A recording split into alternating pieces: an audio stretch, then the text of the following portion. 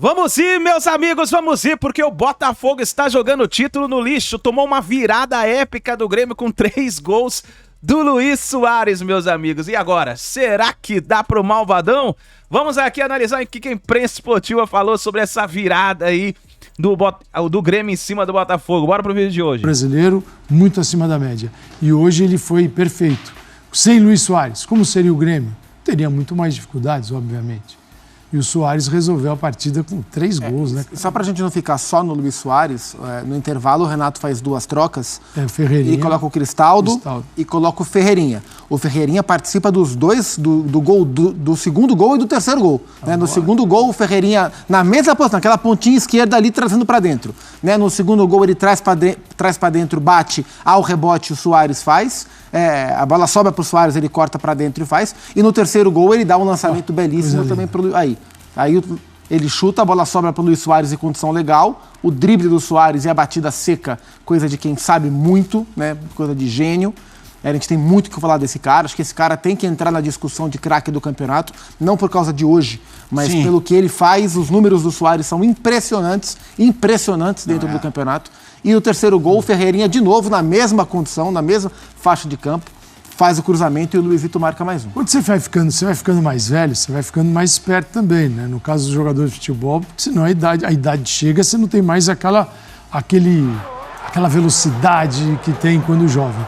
Então, o que o Luis Soares faz de gol, sabendo se posicionar sozinho, você pega a oposição, nem foi possível chegar. Quer dizer, ele espera, ele sabe, né? Ele sai, ele se desmarca, e isso é muito interessante. E em relação Olha essa calçadinha, ele toca e ele grita. Ele grita, voar aqui! Ele chama a tabela, é isso. Ele vê o espaço e ele faz a leitura do espaço completinho. A hora que ele dá o toque, ele sabe que se ele receber ali, ele vai fazer o gol. É uma leitura que não tem, é o tipo de jogador que não tem. Por isso que isso é o que difere o craque do bom, do muito bom. Esse cara é um craque, e craques só vêm pra cá nessa fase de carreira mesmo, né? Esse cara é diferente, é outra prateleira de jogador de futebol, não tem conversa. E no caso do Botafogo, o Botafogo tem que... O torcedor que fica buscando coisas sobrenaturais, coisas externas, né, gente querendo sacanear o time, tem que imaginar o seguinte: por que uma equipe, em 2 semanas consecutivas, tem vantagens consideráveis no mundo do futebol, de um 3-0 e na semana seguinte de um 3-1. E o que acontece depois do 3-0 e do 3-1? É uma tentativa apenas de defender a sua vantagem e parar de jogar. Então o Botafogo parou de jogar nos 2 confrontos, contra o Palmeiras e contra o Grêmio. Quando construiu a vantagem, falou: para, a fase está ruim, segura. E não segurou nada, porque foi uma equipe completamente desorganizada, defensivamente falando, a ponto de você encontrar o Luis Soares, que é o Luis Soares. Você fala: o Luis Soares é um desconhecido. Não, o Luis Soares é o Luis Soares. Ele tem uma história gigante no futebol. E ele está livre. Quer dizer, não há uma marcação próxima, não há atenção a esse jogador. Ele fica livre para jogar. Então, o Botafogo, a resposta a essas perguntas, as dúvidas, ela está dentro do Botafogo. O time, emocionalmente falando, ele desapareceu, ele ruiu. A impressão que dá é que quando o Botafogo percebeu, durante esse segundo turno, que o time caiu de rendimento, ainda com a vantagem larga, a cada rodada que passava era uma sensação de que, pelo amor de Deus, termina logo o campeonato. Né? E o Botafogo estava se segurando onde podia. Né? E nos 2 jogos, contra o Palmeiras e no jogo de hoje, quando toma o 3-2, é um momento de desespero. O time se desespera de uma forma... E o futebol não tolera certo tipo de desespero contra equipes com elementos tão especiais como o Palmeiras, que é o seu preparo, como o Grêmio tem, que é um jogador extra-classe, jogadores geracionais, né? Um cara como o Luis Soares vai demorar mais uns 20, 30 anos para aparecer. Então a impressão que eu fiquei e que eu fico é essa, que o Botafogo ele ficou assustado com a vantagem construída, com a queda de rendimento e com a possibilidade de esse rendimento não ser o suficiente para segurar essa vantagem. E aí foi jogando as partidas encostado, sim, se escorando na parede. Hoje e semana passada a parede ruiu. E a gente está falando de nomes, a gente está falando de Ferreirinha, a gente está falando de Luis Soares, de caras que ajudaram muito a construir o placar. A gente não falou ainda, e para mim isso não existiu. É difícil você, num jogo desse, 4-3, nessa semana, na outra também, você falar que não foi um jogo bem jogado. Porque o jogo bem jogado aqui no Brasil, ele é vinculado ao tamanho do placar. Um 0-0 é ruim, um 4-3 é ótimo.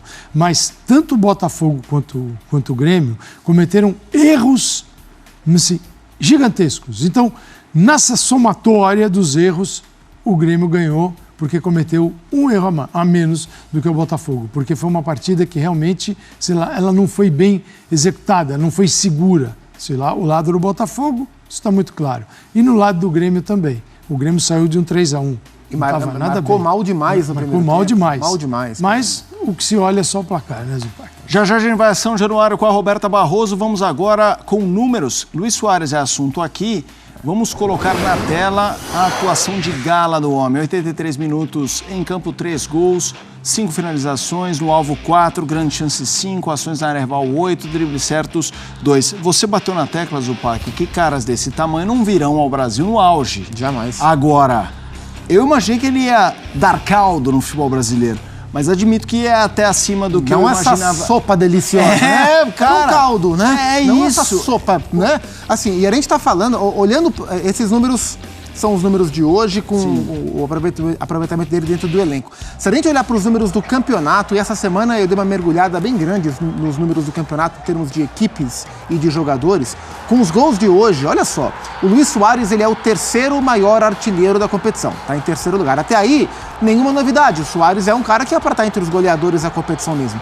Além de ser o 3º goleador, ele é o maior assistente, ele é o cara que mais dá passes para gols dentro do campeonato. Além disso, tem uma estatística chamada segunda assistência, que é o passe pré-assistência. O Luiz Soares é o 2º do campeonato no passe pré-assistência. O Luiz Soares é o 2º maior finalizador do campeonato, só atrás do Hulk. Ou seja, em todos os movimentos ofensivos do Grêmio, gol, assistência e o passe para a assistência, ele tá lá entre os melhores da competição. Isso com 30 e não sei quantos anos, com o joelho baleado, fugindo do gramado sintético, negociando a antecipação do fim de contrato sem mover uma palha na sua entrega à equipe do Grêmio. Isso me chama muito a atenção. E é claro que ele é um extremo profissional, a carreira dele mostra, mas seria perfeitamente compreensível que em alguma medida o Soares entregasse menos a partir do instante que ficasse definido que ele ia embora no fim do ano, que ele vai para Miami, vai não sei o quê. E nada disso. Ele continua entregando tudo. Então, assim, o que esse cara tá fazendo são 25 gols na temporada para um cara de quase 40 anos, repito, praticamente sem um joelho para jogar, né? Então, assim, é impressionante, além da sua qualidade técnica, o que ele entrega em termos de números no campeonato. Tiquinho Soares, para mim, durante toda a competição, foi o craque do Campeonato Brasileiro, mas o Luiz Soares está muito na briga, porque ele é o Grêmio, né? O que o Grêmio entrega em volume ofensivo é o Luiz Soares, em todas as fases da construção ofensiva. Vamos lá, a gente já vai com a Roberta Barroso, quero ouvir mais o Calçade por aqui, mas tivemos vaias em São Januário, vamos ouvir.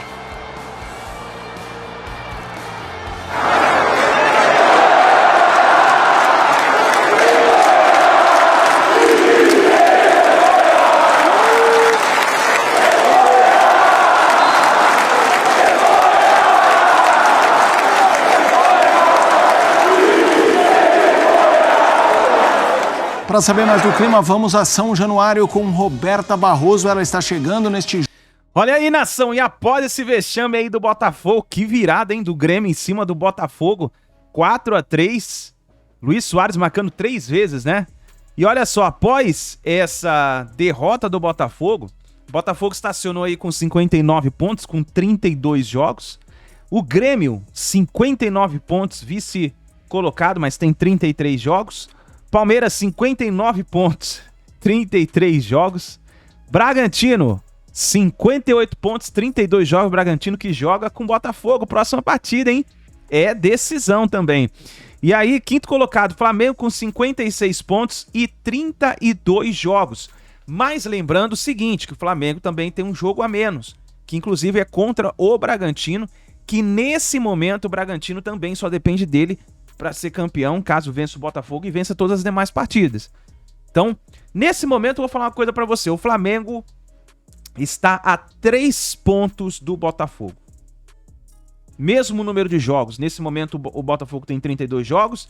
O Flamengo também tem 32 jogos. O Flamengo está a 3 pontos. E eu vou dizer uma coisa pra você. Agora, nesse momento, o Flamengo entra definitivamente na briga pelo título do Campeonato Brasileiro. Porque se o Flamengo vence, um exemplo, a próxima partida, o Fluminense, e vence o Bragantino, inclusive vamos ver aqui as próximas partidas do Flamengo. Olha aí. As próximas partidas do Flamengo Flamengo e Fluminense nesse sábado. Se o Flamengo vence o Fluminense e na quinta-feira vence no Maracanã o Red Bull Bragantino, eu posso dizer pra você uma coisa, que o Flamengo vai até o fim brigar por esse título. E o improvável, o impossível pode acontecer do Flamengo poder salvar o ano de 2023 com esse título. Não estou falando que vai acontecer, é diferente, porque muita gente pensa, é soberbo. Não, não é isso não. Eu estou sendo consciente, falando pra vocês, nós torcedores, de que nesse momento o Flamengo está na briga.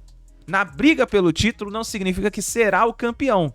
Mas do jeito que jogou ontem contra o Palmeiras, se jogar assim até o final do campeonato, tem muita chance sim de ser o campeão brasileiro de 2023. Agora, vamos ver o que vai acontecer. Escreva aí nos comentários pra você quem será o campeão brasileiro. Escreva aí, deixa o like e a gente se vê no próximo vídeo.